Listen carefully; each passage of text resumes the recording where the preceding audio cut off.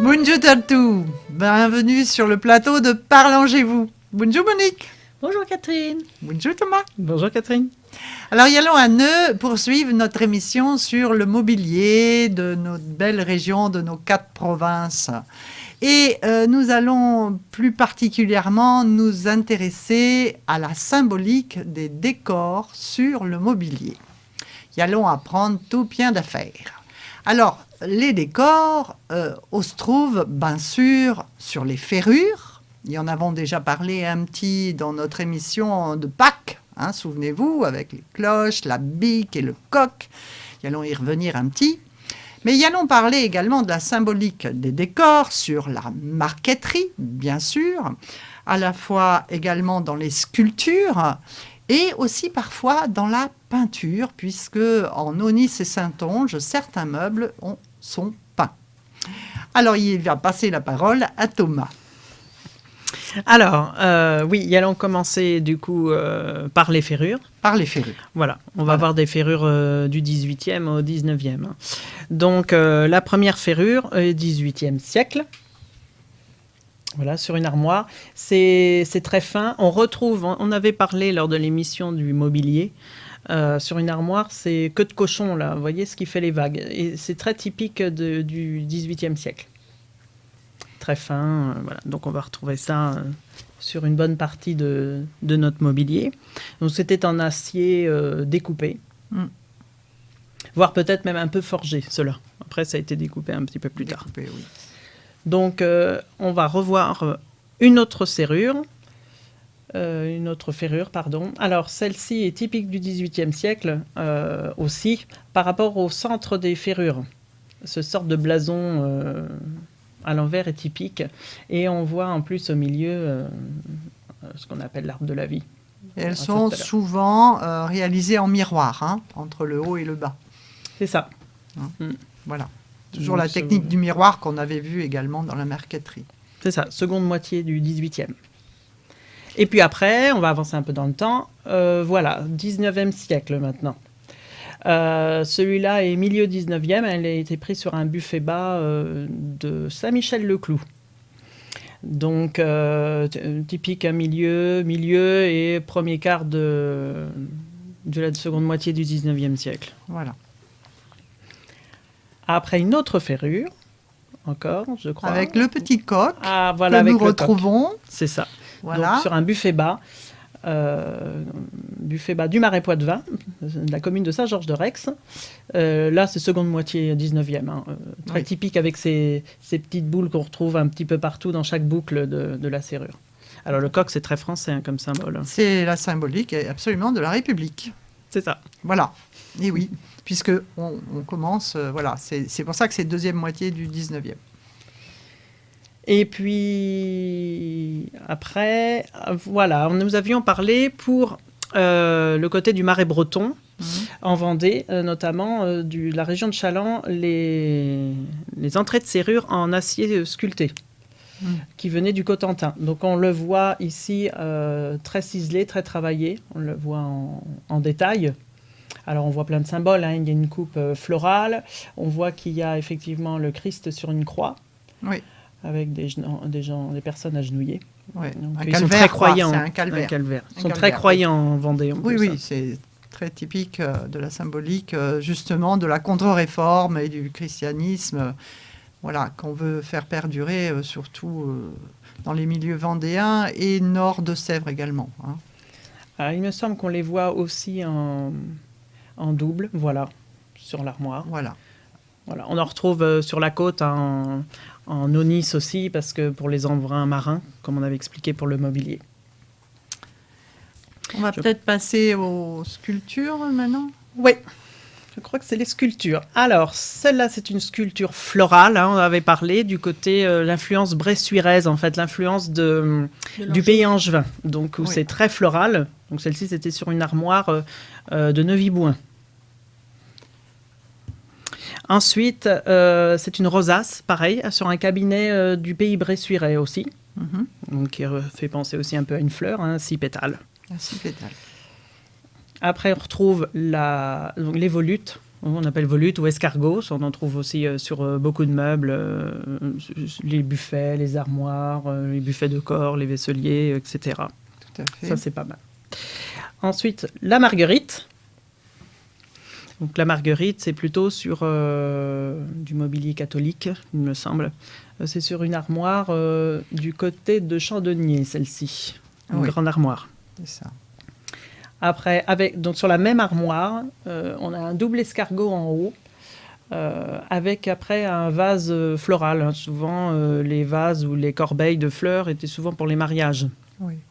Et entre ces volutes, on a un effet de palmier, hein, la palme qui est le symbole du catholicisme aussi. Hein. Après, c'est sur une bonne tière. Encore, ça, c'est la corbeille de fleurs, comme on a beaucoup chez nous. Une corbeille de fleurs sur le... Voilà, on retrouve notre buffet de Saint-Michel... Saint-Martin de Fregnault, donc avec une belle couple, celui-ci, comme c'est milieu 19e, je trouvais très sympa. Et c'est un autre style encore. Alors, le goût du miroir ou de la symétrie vient en fait de cette dichotomie qui nous vient de la religion chrétienne entre le bien et le mal. C'est-à-dire qu'en gros, il y a toujours un côté noir et un côté blanc en chacun de nous, et quelque part, c'est cet effet miroir, cet effet symétrique, et donc l'axe central, c'est l'axe sur lequel il faut être. Voilà, c'est aussi, ça transparaît donc dans toutes ces sculptures. Très bien, merci Catherine. Après, je crois, une autre corbeille de fleurs. Alors voilà, alors par contre, on va passer sur les sculptures des meubles mélois et du côté de Lezay, donc pour le protestantisme. Voilà. Donc ça représente des fleurs de chardon.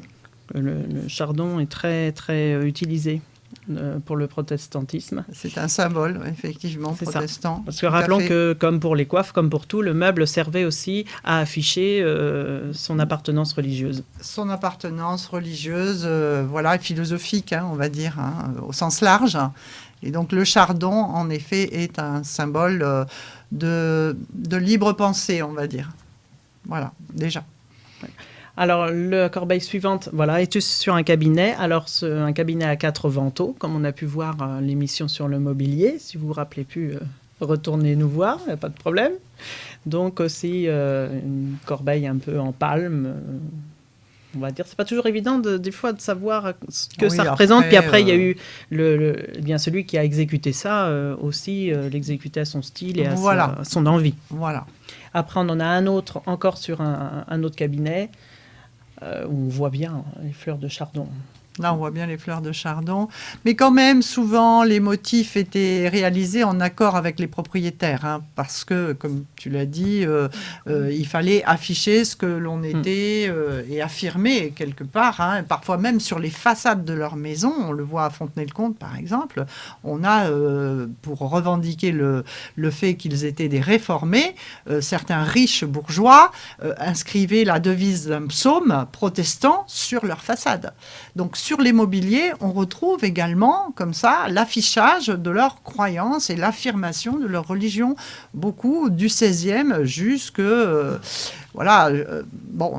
la Contre-Réforme. Après, c'est revenu à la fin du XIXe, où on retrouve en effet de la fin du XIXe jusqu'à la Première Guerre mondiale à peu près, dans le mobilier, on retrouve effectivement ces habitudes de montrer son appartenance philosophique, on va dire. D'accord. Plus largement. Surtout que c'était des meubles qui étaient commandés par une famille, bien sûr, ou bien sûr. souvent pour des mariages d'ailleurs. Voilà. Alors, la photo suivante. Ah ben voilà, par exemple là, c'est vendéen. Enfin, on voit que c'est le cœur, la symbolique chrétienne c'est ça. Qui s'affirme là. Alors là, c'est une armoire du XVIIIe siècle de la région de Saint-Mexin-l'École. Alors effectivement, le cœur était très, très utilisé pour les meubles Poitevin. On le retrouve sur les bijoux aussi, sur les châtelaines qui sont très souvent en forme de cœur. Donc là, cœur double forcément parce que c'est l'alliance de deux personnes, de deux cœurs. Voilà. Ouais. Mais après, effectivement, on retrouve jusqu'en Vendée. Jusqu'en Vendée aussi. Après, c'est pas tout à fait la même disposition. Là encore, les palmes. Voilà. Alors là, c'est sur Du coup, c'est Et alors, c'est protestant. là où on a véritablement beaucoup de symboles sur ce motif-là. Parce que si on regarde en détail, si vous pouvez zoomer, vous verrez qu'en plus des palmes, on a des points qui sont placés d'une certaine façon. Et on a un certain nombre de palmes également. Voilà. Et là, manifestement, il y a comme un damier en dessous.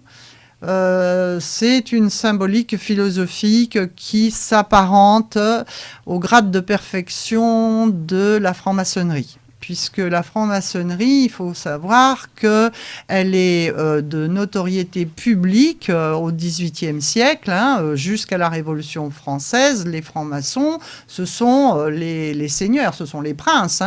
L'empereur d'Autriche était franc-maçon. Voilà, jusqu'à la Révolution, tous les grands dirigeants étaient francs-maçons. Et après, évidemment, ça a été un petit peu compliqué au 19e parce qu'il y a eu une bulle papale, et déjà dès la fin du 18e, qui trouvait que c'était des libres penseurs un peu trop présents et qui remettaient en question un peu trop la gouvernance du pouvoir. Et il faut savoir qu'après, fin 19e jusqu'à la Première Guerre mondiale, on pouvait de nouveau afficher sa philosophie des Lumières, puisque c'est comme ça qu'on l'appelle, la philosophie des Lumières. Après, ça devient beaucoup plus compliqué, puisque comme les Juifs, les francs-maçons ont été déportés pendant la Deuxième Guerre mondiale. Voilà. Donc, on trouve des meubles, notamment des cabinets, des petits secrétaires, où il y a carrément, à l'intérieur du secrétaire, des tiroirs cachés qui dévoilent carrément des temples maçonniques également. Et c'est très fréquent au XVIIIe siècle de trouver des petits cabinets comme ça, où on affichait clairement son appartenance philosophique à l'esprit des Lumières. Alors là, je crois que tu as la suivante aussi, qui est franc-maçonne. Ah ben voilà, là encore, vous voyez, avec l'étoile. Alors, c'est vrai que, en fait, ces libres penseurs, ça remonte très loin, ça remonte à la Réforme, au XVIe siècle, puisque au XVIe, les idées de Luther se répandent, et se répandent surtout dans ce qu'on appelait les chambres de rhétorique. Ce sont des cercles de rencontres de libres penseurs, déjà à l'époque, qui remettent en cause justement l'autorité de la religion catholique. Et donc, elles vont être persécutées au XVIe siècle. Et puis, à la fin du XVIIe, début XVIIIe, on va voir réapparaître ces cercles de libres penseurs. Et ça va donner ce qu'on appelait les obédiences, donc la franc-maçonnerie. Et la franc-maçonnerie commence au début du XVIIIe siècle, en 1715, évidemment, en faisant référence quand même, elle ne remet pas en cause l'existence de Dieu. Et donc, elle s'appuie beaucoup sur la religion protestante, parce que la religion protestante s'appuie sur la Bible directement, la Bible qui a été traduite dans la langue du pays. Et donc, en fait, ces philosophes, ces libres penseurs, vont légitimer leur existence en s'appuyant sur des messages de fraternité qui sont délivrés à l'intérieur de certains psaumes dans la Bible. Voilà. Et donc, ils utilisent pour ça des codes, des signes, que l'on retrouve dans des marqueteries. Voilà. Et là, c'est un bel exemple de grade de perfection, effectivement, maçonnique, si on compte les points, etc., l'étoile, et les petits symboles qu'il y a à côté. Très bien, merci. Mais je ne peux pas tout vous détailler. Non, mais ça, vous bien. retrouvez ça dans tous les livres. Je veux dire, il y a des livres spécialisés là-dessus. Il n'y a pas de problème. Mais moi, je ne connaissais pas déjà, donc c'est très bien. Mais quand on est historien, il faut s'intéresser aussi à ça. C'est ça. Alors, après, voilà, c'était aussi, alors ça sur le cabinet asymétrique, mélois. Alors, c'est un coq. On le retrouve aussi sur des meubles catholiques, l'oiseau. Voilà, ça peut être un oiseau, ça peut être un coq, des fois on voit mieux. Là, ça a l'air d'être un coq plus. Encore un symbole, voilà. La coquille Saint-Jacques. Saint-Jacques, bien sûr. Ça, on en trouve pas mal. Et puis, voilà. Alors, celle-ci, c'est une transition, parce qu'après, on va parler de la polychromie, qui est une particularité vraiment du Poitou, particulièrement même le Marais Poitevin et la Saintonge. La Saintonge aussi, oui, surtout. Oui.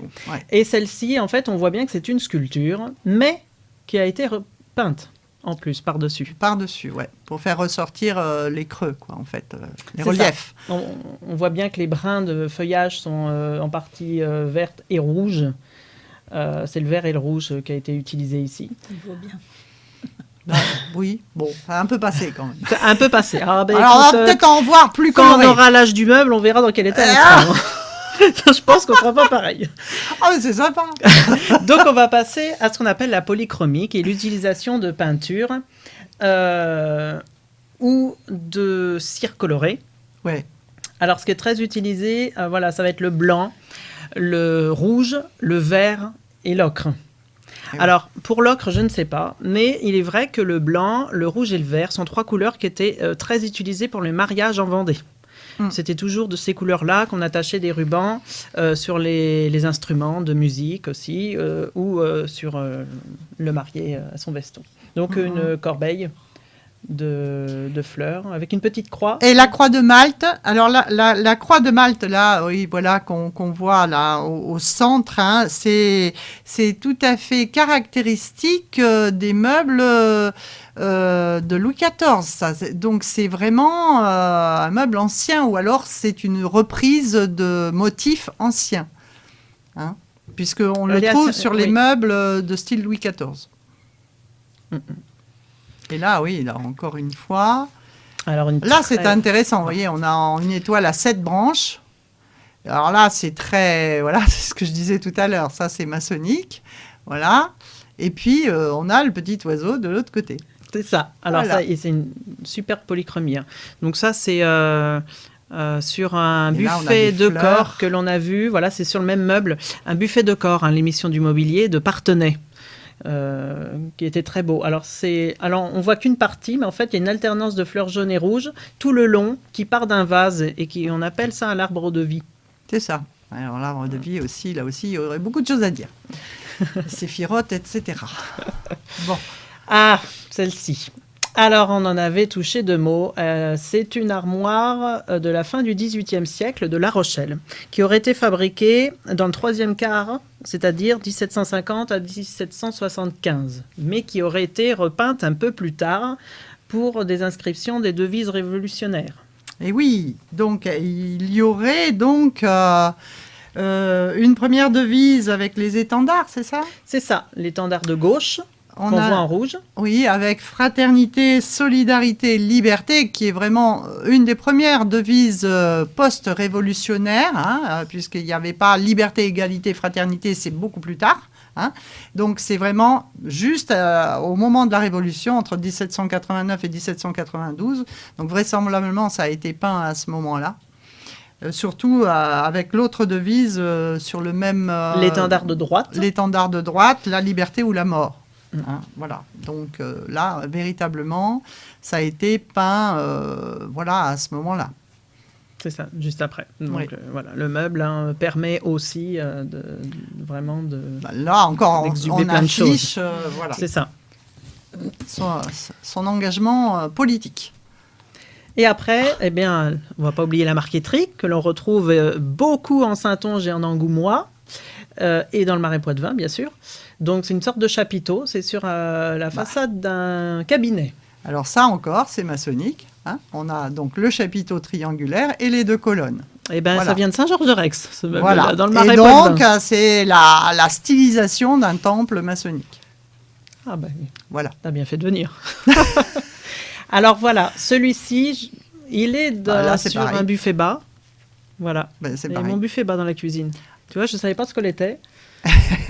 Alors, après, il y a ce petit drapeau, donc, effectivement, qui est rajouté. Après, c'est vous savez que c'était des compagnons hein, qui réalisaient tout ça aussi. Hein. Il y a aussi, voilà, ils pouvaient rajouter leur petite touche compagnonique, hein, on va dire. Mais tout ça, c'est de la même philosophie. D'accord. Donc, sur un buffet de... Encore un symbole avec le damier, encore un symbole maçonnique. Alors ça, c'est sur un vaisselier qu'on avait vu d'Arcet, hein, du Marais Poitevin. Alors ça, c'est une armoire de Saint-Georges-de-Rex, une belle armoire sûrement de mariage, hein, qui est toute en marqueterie entre les grandes portes et jusqu'en haut. Souvent, il y en avait en dessous la corniche, hein, sur l'arête supérieure de l'armoire, entre les portes et jusqu'entre les pieds aussi. Ouais. Donc celle-ci est un beau travail aussi. Hein. Et voilà, je crois qu'on va finir. C'est avec sur un une buffet belle bas. colonne. Voilà, on retrouve nos coques, mais en plus avec effectivement tout ce dessin à la marqueterie. Voilà. Toutes Plein nos de symboles. richesses.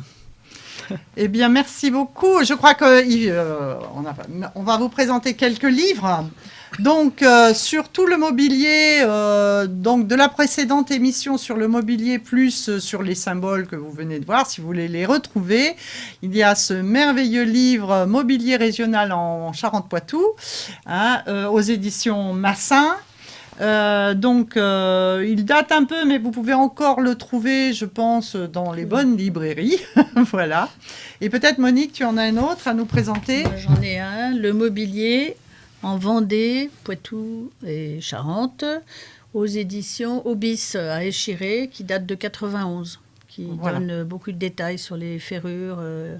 Voilà, sur tout ce qu'on vient de faire. Tout ce que l'on vient de faire. Et comment les démonter, eh bien, comment les remonter. On espère que vous êtes aussi passionnés que nous par tout ce qui relève de nos traditions et de notre patrimoine. Et on vous dit à bientôt. À Tchefait. À bientôt.